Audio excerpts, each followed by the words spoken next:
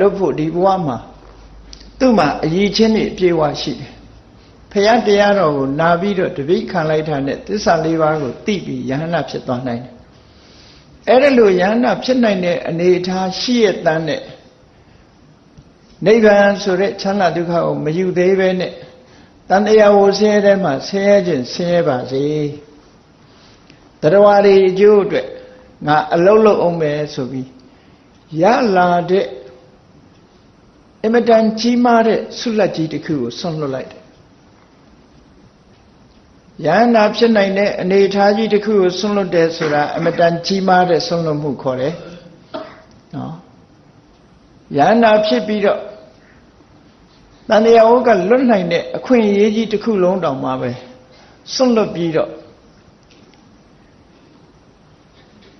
ဖျားဖြစ်သူရောက်ပြီးမှတ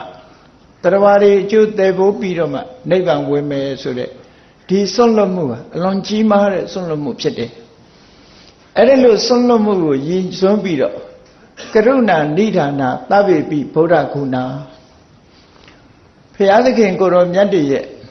အရည်ချင်းတွေထဲမှာထိုအရည်ချင်းတွေရဲ့အခြေခံအကြောင်းရင်းကဘာလို့လဲလို့ဆိုရင်ကရုဏာတရားပဲလို့ဒီလိုပြောကြတာပေါ့စာပေကျမ်းဂန်မှာဒီလိုဆိုတာအများကျိုးလုံးမယ်ဆိုတာကရုဏာပဲအများကျိုးလုံးမယ်ကိုတယောက်တည်းအခွင့်အရေးမယူဘူးကိုရလာတဲ့အခွင့်အရေးတစ်ခုဆွန့်လွတ်လိုက်တယ်ဘု து အတွက်ဆွန့်လွတ်တာလဲလောကသားတွေအတွက်ဆွန့်လွတ်တယ်လောကသားလို့ဆိုတဲ့နေရာမှာလူသားတွေဒါမကဘူးတရားဝါအလုံးကိုဆွတ်လို့ပေါ့အဲ့ဒီတရားဝါအလုံးရဲ့အကျိုးစီးပွားအတွက်ဘုရားလောင်းတော်ဟာသူ့မိတာဘဝကနေစပြီးတော့ဆွတ်လွတ်မှုတွေနဲ့လာခဲ့တာတဲ့နောက်ဆုံးမှာဒါနကောင်းမှုလုပ်တဲ့အချိန်မှာပြင်ပစည်းစိမ်ဥစ္စာတွေကိုဆွတ်လွတ်တယ်ယာဓုခုံသိမ်းစည်းစိမ်ဥစ္စာအခွင့်အရေးတွေအလုံးကိုဆွန့်လွတ်တယ်။မှာ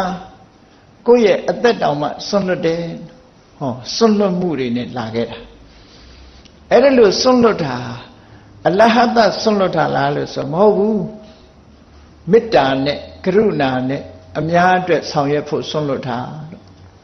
ဒီလိုဆွန့်လွတ်တာ။အဲ့ဒါကိုတစ်ဖက်ကပြောမယ်ဆိုရင်အနစ်နာခံတယ်လို့ပြောလိုက်မယ်ဆိုလို့ရှိရင်မြတ်စွာဘုရားလောင်းဟာဘာမှမကြည်ပွားပဲနဲ့တက်တက်အနစ်နာခံပြီးဆုံးရှုံးသွားတယ်ဆိုအထိပ္ပယ်ဆောင်းသွားနိုင်တယ်ပေါ့အဲ့ဒီလိုသူများအတွက်အနစ်နာခံတယ်လို့ဒီလိုအထိပ္ပယ်မရဘူးသူများအတွက်ဆွန့်လွတ်တယ်ဆွန့်လွတ်လိုက်တာဆွန့်လွတ်လိုက်ခြင်းဖြင့်ရလာတဲ့ဒီတစ်ခုကိုဆွန့်လွတ်လိုက်ရင်နောက်တစ်ခုရလာအဲ့ဒီရလာတာဟာတကယ်ကိုထူးမြတ်တဲ့အရာကိုရတယ်လောကလူသားတွေကနှစ်သက်တာယာတုဂုံသိစည်းစိမ်ဥစ္စာကိုမြတ်နိုးတယ်ချမ်းသာဒုက္ခကိုမြတ်နိုးတယ်ဒါကိုတန်ဖိုးထားတယ်ဘုရားလောင်းကြတော့အဲ့ဓာတွေကိုတန်ဖိုးလို့မတွက်ဘူးဘာကိုတန်ဖိုးလို့တွက်ထုံဆိုအတိညာဏ်ကိုတန်ဖိုးလို့တွက်တယ်အတိညာဏ်ရဖို့အတွက်ဆိုရင်အလုံးကိုဆွန့်လွတ်တယ်လို့ဒီလိုအဓိပ္ပာယ်ရဒါနစ်နာခန္ဓာမဟုတ်ဘူးနော်ဆုံးရှုံးသွားတာမဟုတ်ဘူးသို့တော်လူသားတွေအနေနဲ့တော့ဟာနစ်နာလိုက်တာဆုံးရှုံးလိုက်တာနဲ့ထင်ကောင်းထင်လိမ့်မယ်ဘုရားလောင်းရဲ့ဒီဆွန့်လွတ်မှုဆိုတာဒီတဲ့အဖို့တဏ္ဍာကိုရယူသွားတာပဲလို့ဒီလိုပြောအဲ့တော့ဆွန့်လွတ်ပြီးပါရမီကုသိုလ်တွေကိုရလာကဲနောက်ဆုံးပိတ်ဘဝကိုကြည့်ရနောက်ဆုံးပိတ်ဘဝမှာထူးထူးခြားခြားလေးတွေဖတ်ချင်တော့မဟာဗုဒ္ဓဝင်ကဇာလန်းတွေကိုဖတ်ပေါ့များအားဖြင့်လည်းသိကြတယ်ပေါ့ဘုန်းကြီးတို့ကမြတ်စွာဘုရားဗုဒ္ဓဘလောက်ကြိုးပမ်းအထုတ်တယ်ဆိုတဲ့သရုပ်ပေါ်ယုံလောက်ပဲဟောမှာပါနော်ကြိုးပမ်းအထုတ်မှုတွေကိုဥတည်ပြီးတော့ဟောတာဖြစ်လို့ဗုဒ္ဓဝင်ကံကိုအခြေချက်ပြီးတော့ပြောမှာမဟုတ်ပါဘူးအလုံးသိကြတဲ့အတိုင်းနောက်ဆုံးဘဝမှာကပိလုမြို့ကလေးစုပေါင်းအုပ်ချုပ်တဲ့မျိုးနွယ်စုပေါင်းအုပ်ချုပ်တဲ့မျိုးနွယ်စုရဲ့မြို့ကလေးကစုပေါင်းအုပ်ချုပ်တဲ့ဘုရင်တွေထဲမှာအကြီးအကဲဖြစ်တဲ့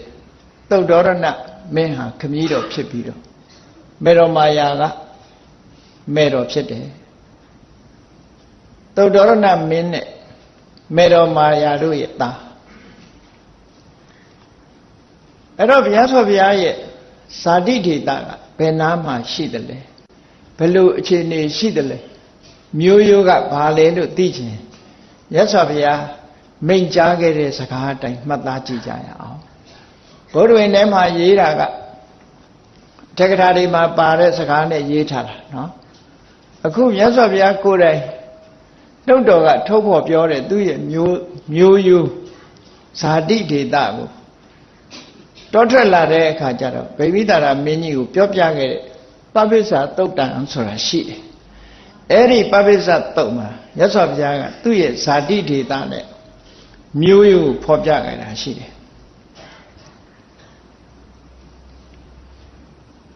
ဗိမိတာရမင်းကအမတမထူးခြားတဲ့ပုဂ္ဂိုလ်တူအနေနဲ့ပထမဆုံးတွေးလိုက်တဲ့အခါမှာဘယ်နေရာမှာသူစပြီးတော့ဖះလောင်းနဲ့စုံလုံးလို့ဆိုတော့ပန္နဝတောင်ခြေမှာဖះလောင်းနဲ့သွားပြီးတော့တွေ့ဆုံတယ်အဲ့ဒီတွေ့ဆုံတဲ့အခါမှာမေးတာဘယ်ကလာတာလဲဘာလူမျိုးလဲဘယ်အရသားလဲပေါ့ဒါထုံးစံတိုင်းမေးတာမေးတော့ဖះအလောင်းတော်ကအဲ့တုန်းကဘာပြောခဲ့တယ်ဆိုဥစုံဇနဝတောရာဇဟိမဝန္တတပတ္တတောသူဒေတာဟိမဝန္တတောင်ခြေမှာရှိပါတယ်တဲ့ဟောဒီကနေဖြောင်းပြောက်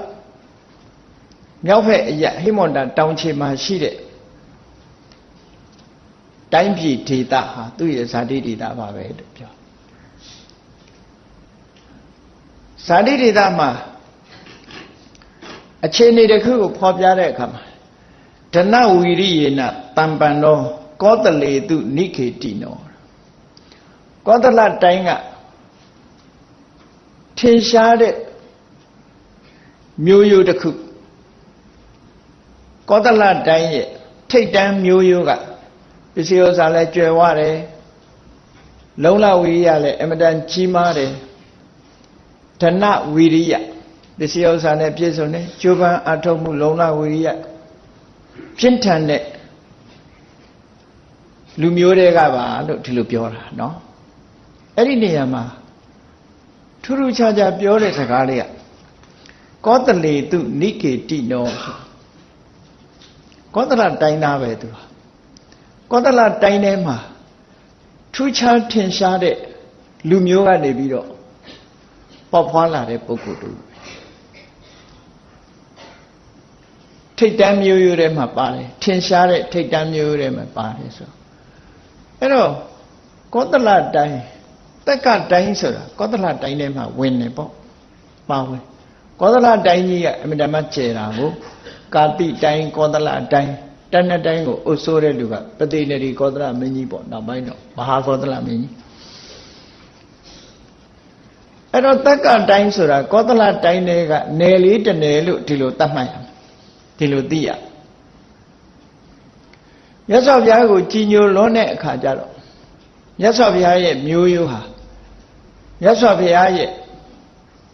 ခမည်းတော်သုတ်တော်ရဏမင်းကြီးဟာကောသလမင်းကြီးတဲ့ယာရုအာဏာကြီးမားတယ်လို့ထင်ကောင်းထင်လိမ့်မယ်တကယ်ကတော့ကောသလမင်းကြီးတော့ယာရုအာဏာမရှိဘူးပြောရမယ်ဆိုရင်မြန်မာရာဇဝင်မှာကြည့်မယ်ဆိုလို့ရှိရင်ဘုရင်နောင်တို့အနောယထာတို့ဘုရင်နောင်တို့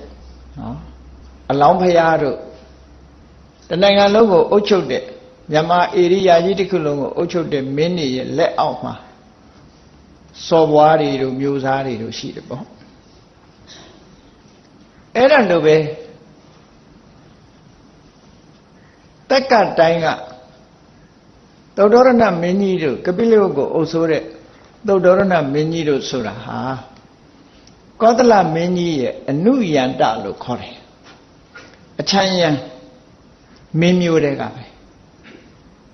ဗမာဘုရင်တွေကိုအခွန်ဆက်ပြီးတော့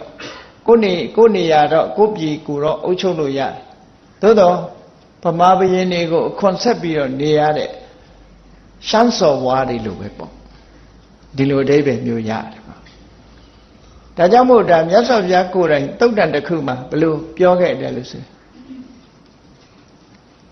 ကောသလမင်းကြီးဟာတဲ့ဧကရိပယင်ဖြစ်ပေမဲ့လို့သူ့ရဲ့အနုယန္တမင်းမျိုးဖြစ်တဲ့ငါ့ကိုလေးစားတာဟာဇတ်ကြောင့်မဟုတ်ဘူးယာရုခုံသိမ်းကြောင့်မဟုတ်ဘူးစီးပွားဥစ္စာတွေကြောင့်မဟုတ်ဘူးငါဘုရားရဲ့ကိုချင်းသီလနဲ့အသိပညာကြောင့်ပဲဖြစ်တယ်လို့သုတ်တန်တစ်ခုမှာဟောထားတယ်အဲ့ဒီမှာဘာစကားကိုထည့်သုံးထားတော့ဆိုတာကီဝင်တွေကတာကိယမင်းတွေဟာကောသလမင်းကြီးရဲ့အနုယန္တလို့ဒီလိုသုံးထားတဲ့စကားရှိတယ်အနုယန္တဆိုဒီမှာခြံရံလိုက်ပါရတဲ့ဘုရင်တွေလို့အဓိပ္ပာယ်ရတယ်နော်ခြံရံလိုက်ပါရတဲ့ဘုရင်အဲ့တော့ကောသလမင်းကြီးရဲ့ကောသလတိုင်းမှာတော့ထိတ်တန်းမျိုးမျိုးမှန်တယ်သူ့နေရာနဲ့သူအုပ်ဆိုးတာသို့တော့ကောသလမင်းကြီးရဲ့အနာစက်ထဲမှာရှိနေတယ်ဆိုပေမဲ့လို့ကောသလမင်းကလာအုပ်ချုပ်တာတော့မဟုတ်ဘူးလာအုပ်ချုပ်တာတော့မဟုတ်ဘူးကိုတိုင်းပြည်ကိုအုပ်ချုပ်နိုင်တယ်ဒါမို့တိုင်ကဝင်မင်းတွေကခဏရာဇာလို့ခေါ်တယ်စုပေါင်းအုပ်ချုပ်တဲ့မင်းတွေပေါ့တူတဲ့ဧကရိပယင်အနေနဲ့အုပ်ချုပ်တာမဟုတ်ဘူးအလှည့်ကျအုပ်စိုးကြတယ်ဒါကြောင့်မို့ကောသလမင်းကြီးကတက်ကတိုင်းထဲမှာသူလာခြင်းလာတာပဲလာခြင်းလာလို့ရှိရင်တိုင်ကဝင်မင်းတွေကခီးဥကျွဆိုတာကောသလမင်းကြီးကိုလေးစားကြကြည့်လေနောက်ပိုင်းမှာဖယားနဲ့ရင်းနှီးခြင်းတော့ဘာလုပ်လဲဆိုကပိလုမျိုးကမင်းသမီးတစ်ယောက်ကိုမိဖုရားဖြစ်မြောက်ခြင်းဖယားနဲ့အမျိုးတော်ခြင်းနဲ့ပေါ့လေအမျိုးတော်ခြင်းလို့တာကဝေမင်းသမီးတစ်ယောက်တောင်းတယ်တာကဝေနေဆိုတာအလွန်မာနကြီးတယ်လက်ထပ်ထိမ်းမြတ်မှုကိစ္စမှာအလွန်ဝန်လေးတယ်သူတို့မျိုးရိုးမတူတဲ့ပုဂ္ဂိုလ်ဘယ်တော့မှလက်ထပ်ထိမ်းမြတ်လေးမရှိဘူးအမျိုးဆောင်တာတာခိဝေနော်အမျိုးကိုမတမလေးစားတယ်တာခိဝေဖြစ်ချင်တော့အမျိုးလေးစားရလိမ့်မယ်နော်တာခိမျိုးဟိဒုပမာဆိုပြီးတော့အမျိုးကိုမဆောင်ရင်တော့တာခိမျိုးရဲ့အကျင့်တရားရှိမှာမဟုတ်ဘူးဟောတာခိဝေမင်းနေဟာအင်တမအမျိုးကိုလေးစားကြတယ်မိမိတို့ကိုယ်တိုင်လဲမျိုးမတူတဲ့လူနဲ့လက်မထပ်ဘူးသူမညာကိုလည်းမျိုးမတူတဲ့ပုဂ္ဂိုလ်နဲ့မိမိတို့ရဲ့သားသမီးတွေကိုလည်းမပေးစားဘူးလို့ဆိုပါတယ်ကောသလမင်း